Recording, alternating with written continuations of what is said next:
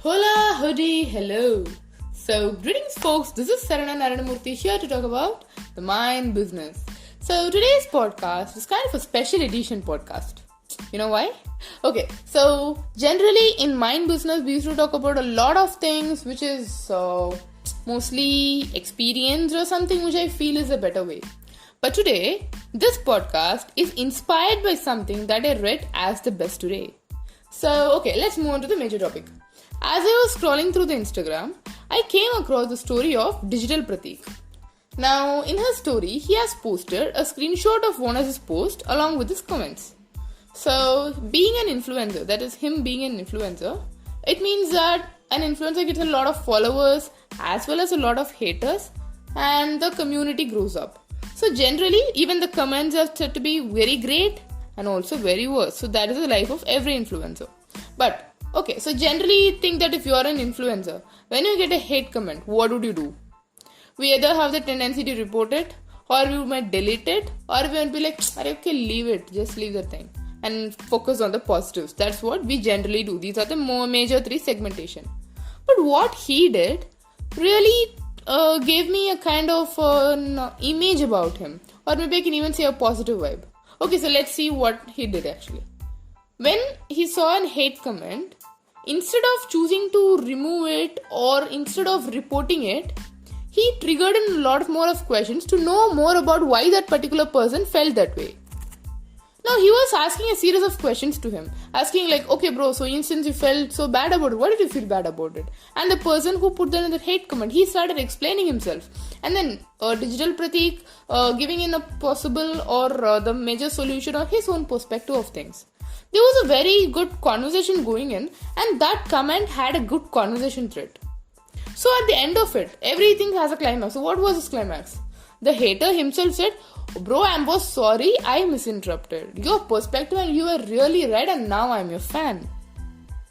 I was just awestruck. Okay, so what did just happen? A person who hated someone about 5-10 minutes back became a fan. How is it possible? Within few minutes, how is it possible to convert some hater into a fan? Now, yeah. This is the damn thing which we really wanted to see with eyes open and ears 100% opened. So what he just did? What did the person exactly did at that particular time? He learned about perspectives. When someone hated me for the first time, I was taken aback. I'm like, why does he hate me? Okay, so since he hate me, I'm also gonna hate him back. Just leave it. So that's how I did it. But then he took it in the other way. Being so much experienced and being so much in the field and meeting a lot of people, he actually took the time to understand about what the perspective of the other person is. About how he feels, about why he really feels that way. And when he really knew the answer, he started convincing him.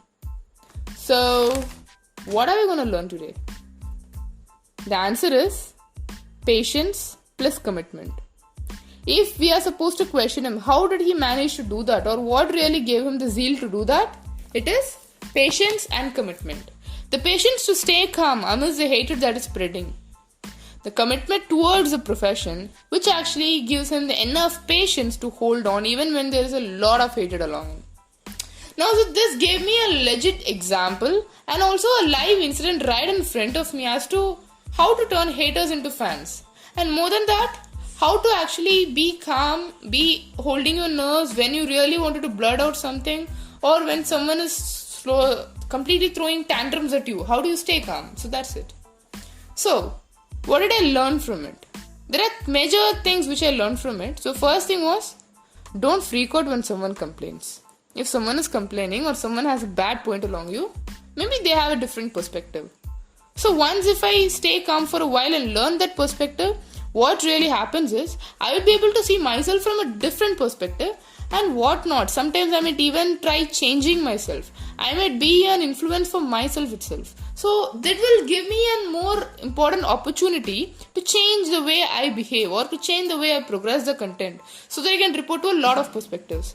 Because when being a public figure or an influencer or to all of you over there, when you are going to report to some people, we all of us in our life are going to be in a community. So that's how human beings actually evolve. Be it in your home, be it in your workspace, or be it with your friends or anywhere, you're going to be in a community which has a lot of people and different perspectives. So knowing different perspectives would definitely help you at some point to progress yourself or to position yourself in a point which is actually beneficial for all of us. And secondly, don't panic or don't get tempered when someone swears or someone hates you. Maybe it is their problem and none of yours to bother. So that was what actually I felt when I saw this incident in front of me. And especially what others think of you is none of your business. If you care so much about what others think of you, you need to take time to be patient and to ask them what's wrong. If not, never mind. There are 16 billion people and 2 or 3 are not going to make sense. So, what do? So, with respect to our current positioning and with respect to our current behavior, what do we need to change? When you get aggressive, you evolve as a hatred. Now, with this example, so me being an outsider, when I see this, I give a positive impact. I develop a positive emotion towards that particular person, towards a particular brand. What would have happened if he was aggressive? We tend to create an army of haters with our swearing and hate. But when you be patient and you convert one hater, you gain 10x fans. Your attitude helps you grow and scale. But then when you hate someone, by seeing your hatred, even 10 other people will also start hating you. It goes on as a multiplying process. So always, peace is equal to peace and hatred is equal to hatred. It is more like a universal law that we often get that when what we attract, that's what we have in ourselves. If we are filled with love, we attract love. And if we are filled with vengeance and hate, the same thing comes to us. Let's make a decision to spread love and receive love. Let's grow together. So, if you think this has actually provided you some value, and if this has helped you grow, or if this made 1 second of your lips to smile, if this really helped you, then drop a message, drop a like in my Facebook page for The Mind Business.